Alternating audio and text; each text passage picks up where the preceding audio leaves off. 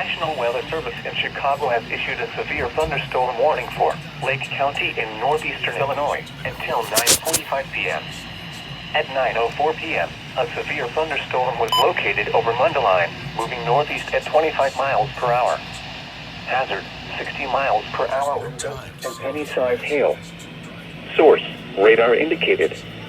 Impact, expects damage to roof, siding, and trees. Locations impacted include Waukegan, North Chicago, Gurnee, Mundelein, Round Lake Beach, Vernon Hills, Zion, Grays Lake, Libertyville, Round Lake, Antioch, Waconda, Fox Lake, Lake Villa, Lindenhurst, Beach Park, Gages Lake, Long Grove, Hawthorne Woods, and Park City.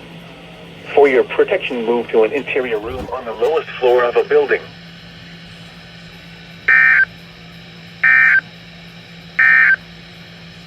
The following is a special